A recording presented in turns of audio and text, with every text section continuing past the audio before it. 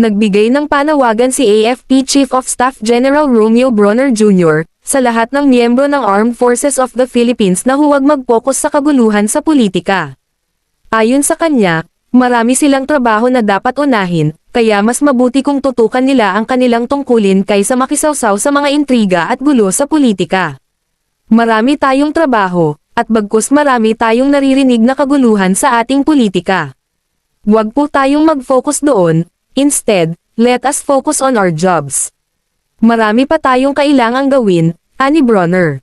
Binigyang diin din niya na ang AFP ay hindi lalahok sa anumang unconstitutional activities at mananatiling tapat sa kanilang chain of command. Para kay Bronner, mahalaga na ang mga sundalo ay maging professional at responsable sa kanilang tungkulin, lalo na sa panahon ng political tension. Hindi lamang ito isang simpleng utos, kundi isang paalala na ang kanilang trabaho ay para sa seguridad ng bansa at kapakanan ng mamamayan.